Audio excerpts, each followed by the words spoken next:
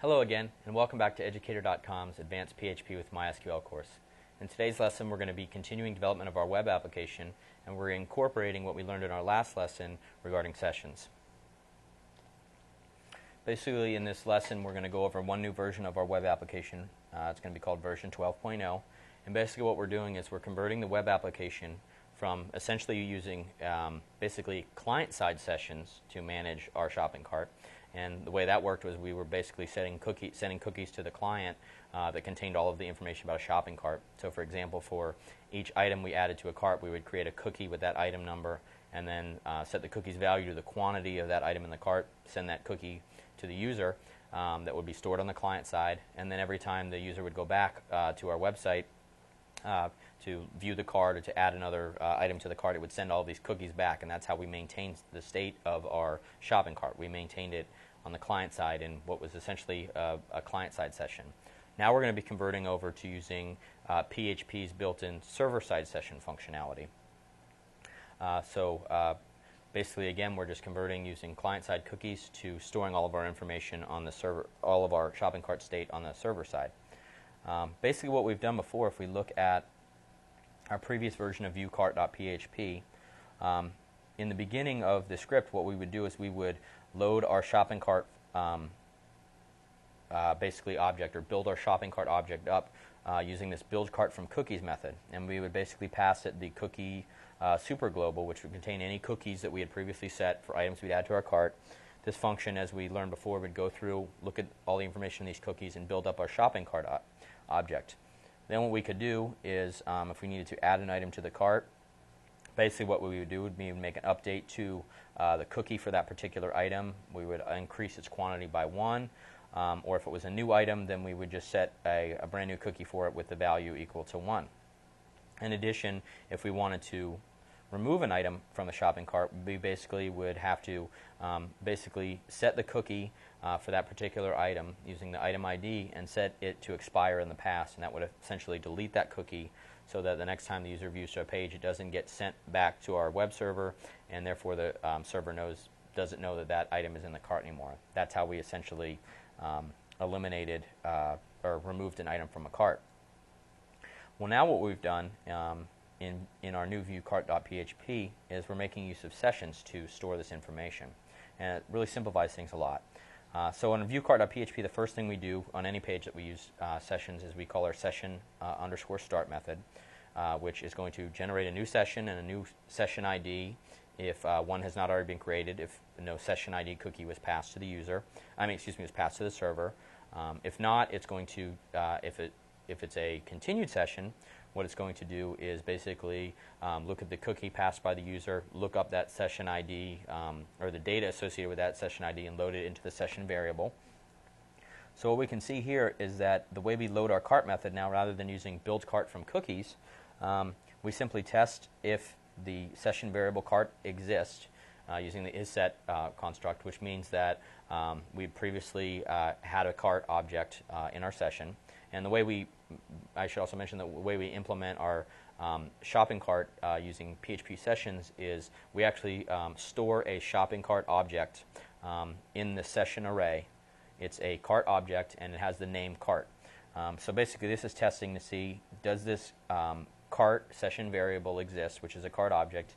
If so, load it into from session into this cart variable. If not, just create a new empty cart object. And then what we do is, whereas before we were looking at cookies for a particular, if we wanted to add an item, we would basically have to set a new cookie that would set it to with a quantity incremented by 1. If we wanted to remove an item, we'd have to call the set cookie method and set the cookie for a particular item to the pass. Now what we're doing is we're simply using the cart's built-in methods to add items to and remove items to the cart. Here we have the add item object method and the remove item object method. And basically we use those to update our cart, and then what we can do is to save the cart between sessions rather than sending cookies back to the user with all of this information. We basically just save this cart object that we've updated to our session using the session super global.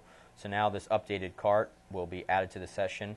The next time that we view a page on our website that calls session start, we're going to have access to that cart. and in particular, it's going to be checkout.php. So basically, what we've done, is, as mentioned, is in viewcart.php, we use the object methods of our cart object to update a shopping cart as opposed to updating the cart with set cookie calls.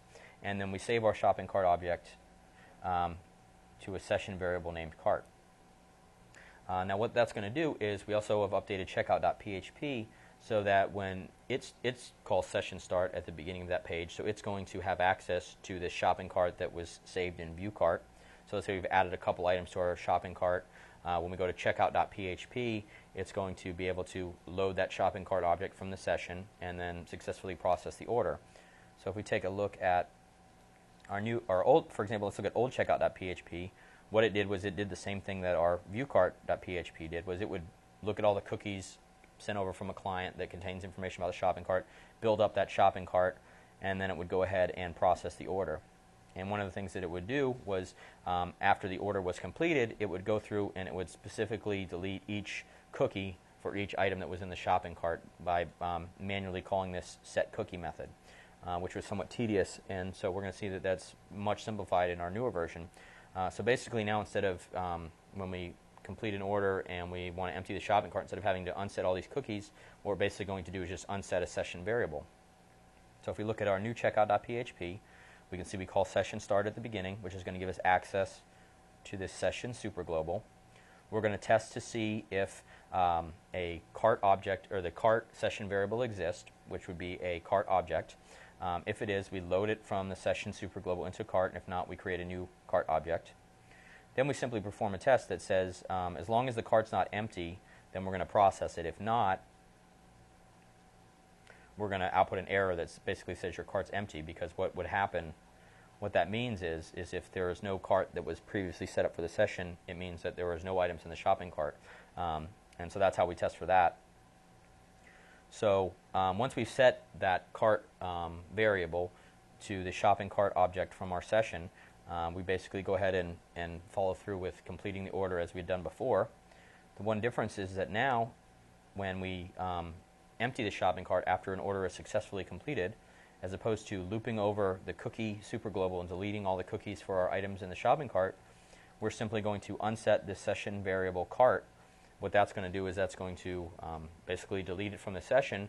So now when we go back and view our cart page, it's going to, actually specifically what would happen is at the beginning of view cart, it would try to load the cart from the session. It wouldn't exist, and so it would basically have an empty cart, and then when we have an empty cart, it would show out a particular message.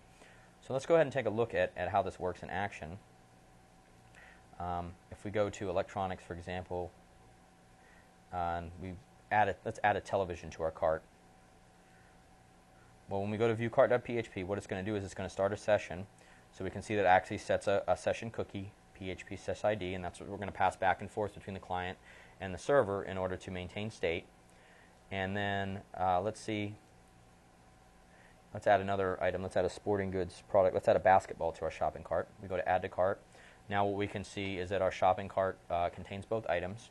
The way it's done that is that it's able to do that is that when that page, new view cart page, is loaded, it starts a session and it's able to go and look up this cart session variable, load the cart information, and then view cart knows how to output that cart, basically the cart, to display the items in the cart. So now let's say we want to go ahead and check out. We'll just enter some sample information.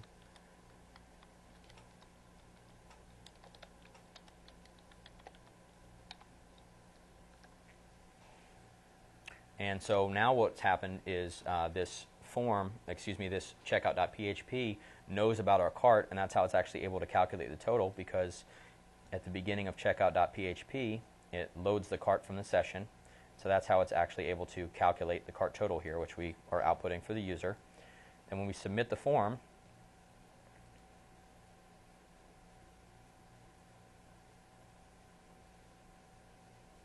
we can see that the order was successfully completed. It has access to the cart total. And one thing to notice is that we can see when we submitted this form that our PHP session ID cookie still exists. So we've actually ended the session, but our session cookie still exists. That said, we have unset our shopping cart object. So if we actually go back to viewcart.php, it's going to show that our shopping cart is empty. So that shows that we've eliminated the shopping cart data from our session. But again, if we look at this page, we can see that we're still passing this PHP session cookie from the user. So essentially, we haven't effectively ended this session. We've deleted our session data, but as far as our web server is concerned, every time we're requesting a page, it's still considered part of the same session because we're passing this cookie back and forth. And that is something that we're going to address in our next lesson, which is going to talk about how to properly end and destroy a session so that when you're done and your shopping cart is empty, that session is completely over. So that ends today's lesson. Thank you for watching Educator.com and look forward to seeing you next time.